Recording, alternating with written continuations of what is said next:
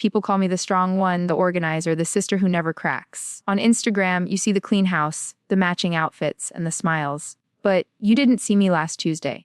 You didn't see me sitting on the bathroom floor, locking the door so my children wouldn't hear me sobbing.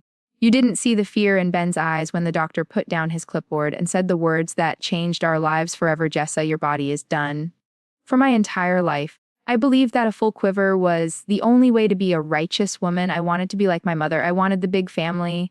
But after the hemorrhages, the exhaustion, and the terrifying moment in the delivery room with my sixth baby, I have to face a brutal truth. Is my desire for more children worth risking my life? Is it faith to keep going? Or is it foolishness? I'm Jessa. And today I'm putting down the perfect mom mask. I'm taking you inside the doctor's office, the sleepless nights, and the heartbreaking decision that might end the Seewald expansion forever. If you scroll through my Instagram feed, you know exactly what you'll see. Beige walls, minimalist decor, children with combed hair reading books, a sourdough starter bubbling on the counter. It is a curated life. It is the Jessa Seewald brand. I learned very early on that the world judges us. If my house is messy, they say, look, the Duggars are chaotic. If my kids have a stain on their shirt, they say, she has too many kids to care for. So I built a wall. I decided that I would never let you see the cracks. I became the perfect mom, the one who organizes the pantry at 200 a.m., the one who cuts everyone's hair, the one who never complains. But social media is a highlight reel, and my reality is often a bloomer tape that I'm terrified to air. Behind those beige photos is a woman who hasn't slept more than 4 hours in a row for a decade. Behind the smiles are mountains of laundry that literally block the hallway. I hide the struggles because I am afraid that if I show you the mess, you'll confirm my biggest fear that maybe I took on more than I can handle. I've spent years protecting the family image, but protecting the image is exhausting when you're the one holding the camera. To understand why I push myself this far, you have to understand how I was raised. We didn't just like big families. We believed it was a divine command. Happy is the man that hath his quiver full of them. That verse was the soundtrack of my childhood. I looked at my mother.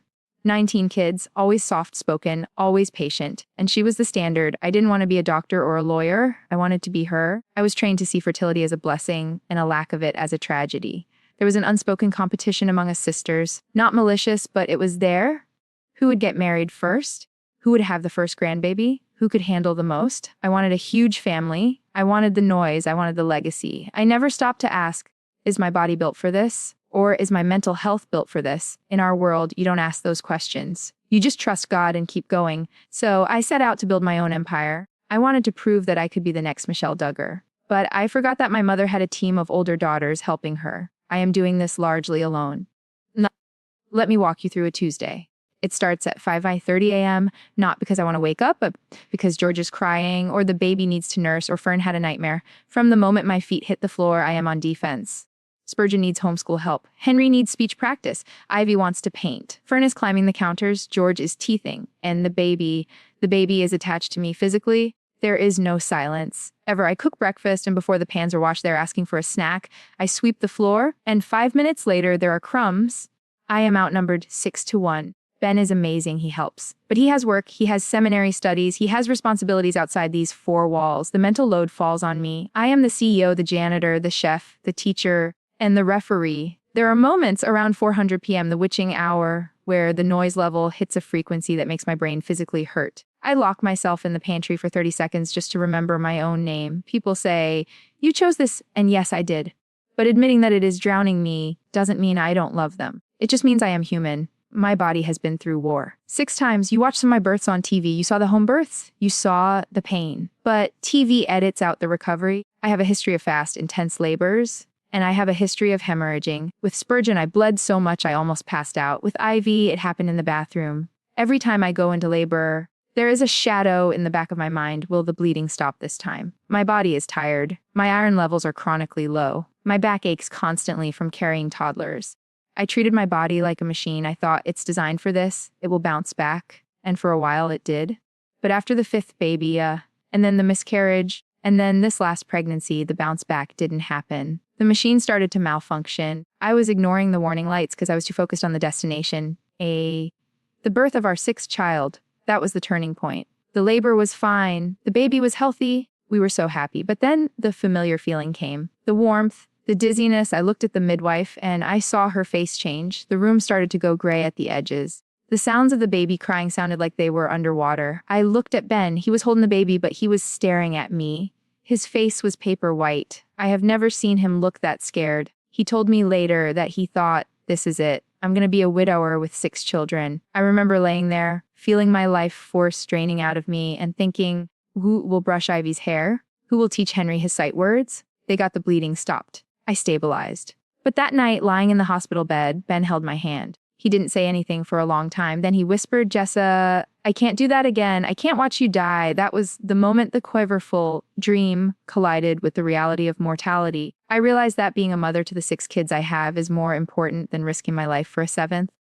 In my family, we don't really use the word depression. We call it a season of life or a spiritual trial. But after baby number 6, the darkness wasn't spiritual. It was chemical. I expected the exhaustion. I didn't expect the numbness. I would hold my beautiful newborn, and instead of joy, I felt nothing. Just a heavy gray blanket covering my mind. I looked at my other children playing, and I felt like I was watching them through a thick pane of glass.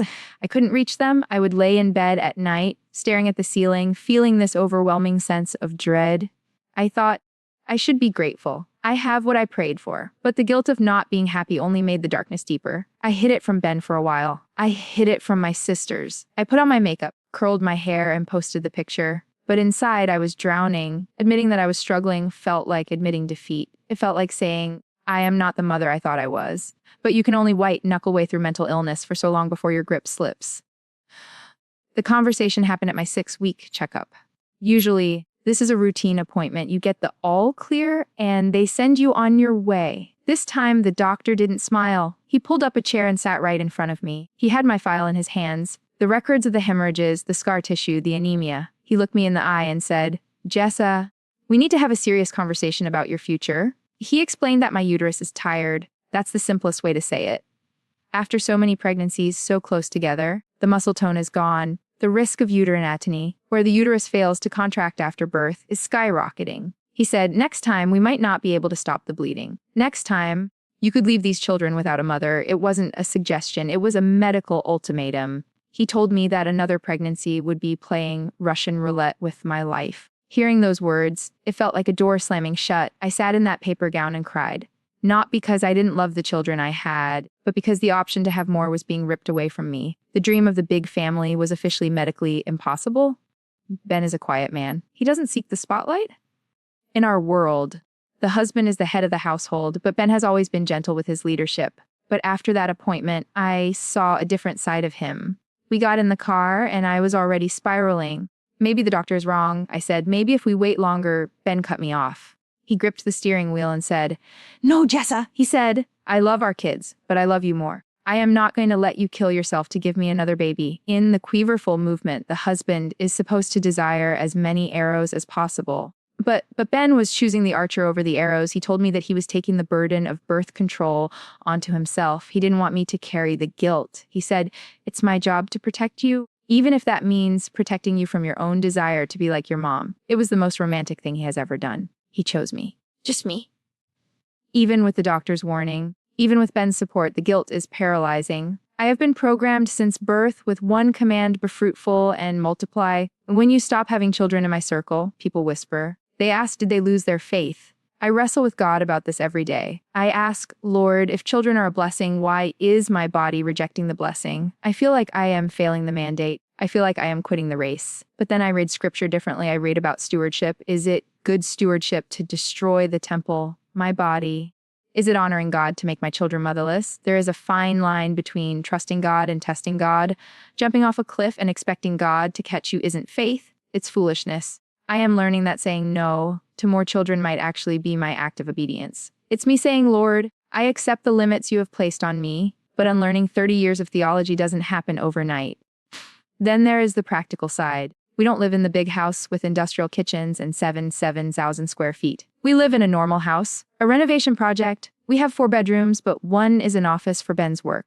That leaves 3 bedrooms for 8 people. We are stacking kids like cordwood, bunk beds, trundle beds, cribs in the closet. There is physically no space for another baby. I look around our living room and it is wall to wall toys. If we had another one, where would we put them? In the bathtub? My sisters with the big families, they have the infrastructure. They have the warehouses. I don't. We talked about moving, buying land, building. But the economy in 2026 is brutal. With 6 kids to feed and clothe, our budget is tight. Adding another child isn't just a physical risk, it's a financial and logistical impossibility. Sometimes God closes a door by simply not giving you enough square footage to walk through it. People think because we were on TV, we are set for life. We aren't. The show has been over for years. The paycheck stopped a long time ago. We live on a pastor's salary and what we make from social media. In 2026, that budget is tight. You know the Duggar motto, buy used and save the difference. But have you tried to buy used cars lately? Have you seen the price of used clothes? The difference we are supposed to be saving doesn't exist anymore. A trip to the grocery store for a family of 8 is not a casual errand. It's a 400 strategic operation. I stand in the aisle looking at the price of eggs, the price of diapers, and I do the math. If we add another baby, that's another mouth to feed for 18 years. That's college or trade school. That's braces. That's shoes. Ben stresses about it. I see him late at night looking at the budget spreadsheets. He wants to provide. He works hard. But he feels the weight of it. Adding another child when we are already stretching every dollar feels irresponsible. Faith is trusting God to provide, yes. But wisdom is knowing when your basket is full. The hardest part of stopping is looking around at my sisters. Kendra, Joe's wife, she makes it look so easy. She has kid after kid, and she always has that giggly, happy demeanor. Joy is out there living an adventurous life with her kids. And then there's me. I catch myself falling into the comparison trap. Why can her body handle it and mine can't? Why does she have more energy than me? Is she a better Christian than I am? It's toxic. I know it is. But when you grow up in a culture that treats fertility like a competitive sport, it's hard to retire from the game. I have to constantly remind myself that I don't know their struggles. I only know their Instagram highlights. Maybe they are drowning too. Or maybe they are just built differently. Either way, I have to stop looking at their lanes and focus on keeping my own car on the road. Before Ben and I even got married, we talked about adoption. We actually thought we would adopt before we had biological kids. Obviously, God had other plans. Spurgeon came along pretty fast. But now that the door to biological children is closing, that old dream is coming back to the surface. The doctor said my body can't handle another pregnancy. He didn't say we can't be parents again. We have started looking into it seriously, but adoption is different. It's invasive.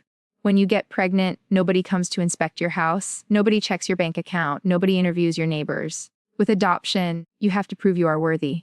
And honestly, I'm scared. I'm scared of the scrutiny. I'm scared that because of who my family is, because of the controversies attached to the Duggar name, an agency might turn us away. We have baggage.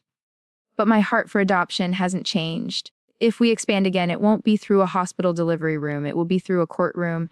Telling my parents was interesting. My mom, she is sweet. She always says, children are a heritage from the Lord. But when I told her, Mom, the doctor said no more, she got very quiet. I think she was processing the fact that one of her daughters is retiring at 33. She didn't guilt trip me. She didn't quote Bible verses at me. She just looked at my kids running around and said, you have your hands full, Jessa. Focus on the ones you have.